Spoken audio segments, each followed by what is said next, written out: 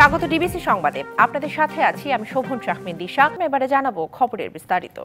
Zia charitable trust মামলায় খালেদা জিয়া সহ সব আসামিকে খালাস দিয়েছে হাইকোর্ট। বিচারপতি AKM আসাদুজ্জামান এবং বিচারপতি সৈয়দ এনায়েত হোসেনের সমন্বয়ে গঠিত হাইকোর্ট বেঞ্চ মামলার এই আদেশ দেন। আদালতে খালেদা জিয়ার পক্ষে শুনানিতে ছিলেন অ্যাডভোকেট জয়নুল আবেদিন এবং ব্যারিস্টার কায়সার কামাল।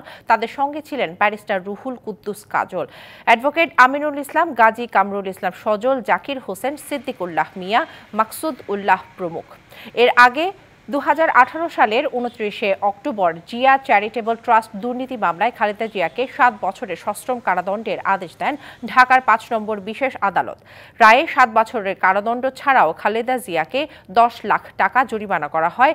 জরিমানা অনাদায়ে আরও 6 মাসের কারাদণ্ডের আদেশ দেন আদালত। পরে এ রায়ের বিরুদ্ধে আপিল করেন খালেদা জিয়া।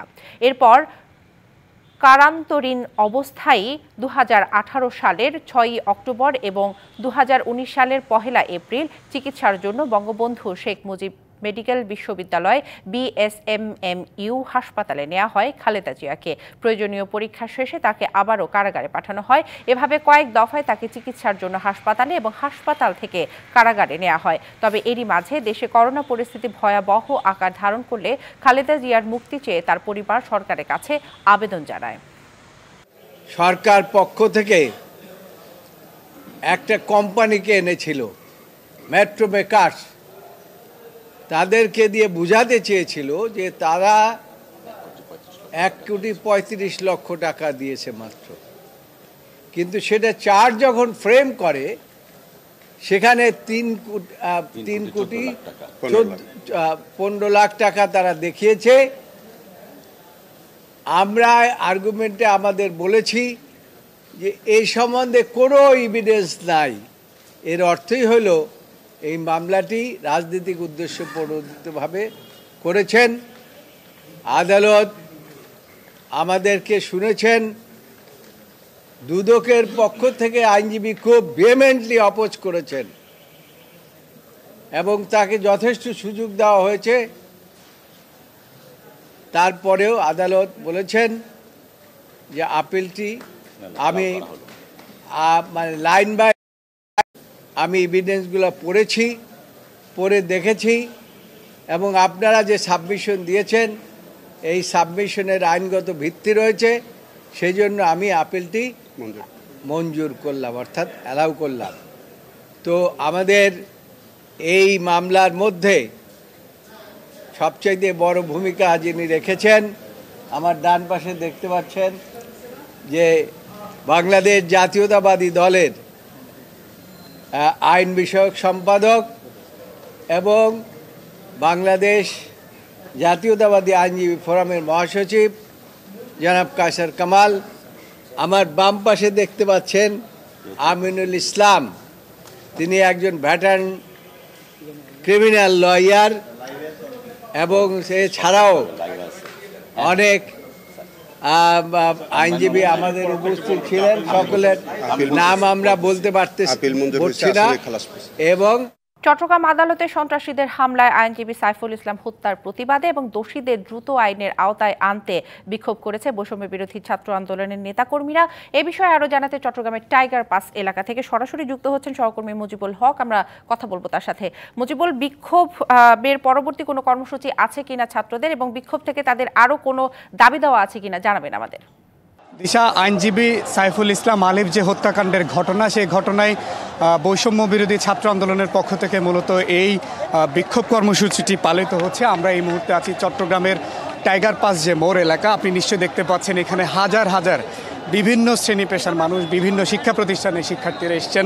তারা এই একটি হত্যাকাণ্ড যেভাবে হয়েছে সেটির সুনির্দিষ্ট তদন্ত এবং যারা এই ঘটনার সাথে সরাসরি জড়িত, পাশাপাশি যারা ইন্ধনদাতা, তাদেরকে দ্রুত আইনের আওতায় আনতে হবে সেই দাবি তারা জানাচ্ছেন এবং 24 ঘন্টার মধ্যে তাদেরকে আইনের আওতায় আনতে হবে সেই দাবি কিন্তু এখান থেকে উঠছে। এর আগে আমরা চট্টগ্রামের আদালত পাড়ায় প্রথম যে জানাজা সকাল 10টার পরে হয়েছে সেখান থেকে জানাচ্ছিলাম। এর পরবর্তীতে তার দ্বিতীয় দফায় জানাজা হয়েছে চট্টগ্রামের যে জমিয়তুল ফালা ময়দান, সেখানে বৈষম্য বিরোধী ছাত্র আন্দোলনের অন্যতম সমন্বয়ক সার্জিস আলম এবং হাসনাত আবদুল্লাহ সহ কেন্দ্রীয় সমন্বয়করা রয়েছেন এবং তারা বলেছেন যে এই যে একটা ঘটনা, সেই ঘটনায় সারা দেশে এক ধরনের যে অপ্রীতিকর ঘটনাগুলো আসলে ঘটছে, এই ঘটনাগুলোর সুষ্ঠু তদন্ত না হলে পরে আরও বেশি বিশৃঙ্খল পরিস্থিতি এক ধরনের তৈরি হবে। ফলে যারা এই ঘটনার সাথে জড়িত তাদের দৃষ্টান্তমূলক শাস্তি আসলে তারা দাবি করছেন। প্রথম যে জানাজা আদালত পাড়ায় হয়েছে, সেখানে যে স্থানীয় সরকার উপদেষ্টা হাসান আরিফ তিনি কথা বলেছেন। তিনি বলেছেন যে এই ঘটনার সাথে যারা সরাসরি জড়িত ইন্ধনদাতা তাদেরকে আইনের আওতায় আনতে হবে, তবে সব পক্ষকে এক ধরনের সহনশীল আচরণ এখানে করতে হবে। আইন শৃঙ্খলা বাহিনী, প্রশাসন এখানে কাজ করছে এবং সব মিলে এক ধরনের যৌথ অভিযান এখনো পর্যন্ত চলছে। গতকাল রাতেও চলেছে। আমরা একটু তথ্য দিতে চাই। আমরা যেটি জানতে পেরেছি যে যৌথ বাহিনীর অভিযানে এখন পর্যন্ত 27 জনকে আটক করা হয়েছে এবং যাদের বিরুদ্ধে সরাসরি সম্পৃক্ত থাকার, জড়িত থাকার অভিযোগ পাওয়া যাবে তাদেরকে আইনের আওতায় আনা হবে। প্রশাসনের পক্ষ থেকে সেটি জানানো হবে। তো এই টাইগার পাস এলাকায় যে বৈষম্য বিরোধী ছাত্র আন্দোলনের যে কর্মসূচি, সেটি ইতিমধ্যে শুরু হয়েছে। 2 সমন্বয়ক এখানে যোগ দিয়েছেন। এখান থেকে কি কর্মসূচি তারা ঘোষণা করছেন সেটি পরবর্তীতে নিশ্চয় আমরা জানাতে পারবো। তবে সব মিলিয়ে বলতে পারি যে তারা এই হত্যাকাণ্ডের সুষ্ঠু বিচার আসলে দাবি করছেন। তো সব মিলিয়ে ছিল আমার কাছে চট্টগ্রাম থেকে খবরাখবর। মুজিব, আপনাকে ধন্যবাদ। যাত্রাবাড়ী থানার জান্নাতুল ফেরদৌস হত্যা মামলায় সাবেক আইনজীবী আনিসুল হককে আবারও 3 দিনের রিমান্ডে নেওয়া হয়েছে। এছাড়াও রাজধানীর বিভিন্ন থানায় হত্যা মামলায় সাবেক মন্ত্রী অ্যাডভোকেট কামরুল ইসলাম ও সোলাইমান সেলিম 4 দিনের রিমান্ডে নেওয়া হয়েছে।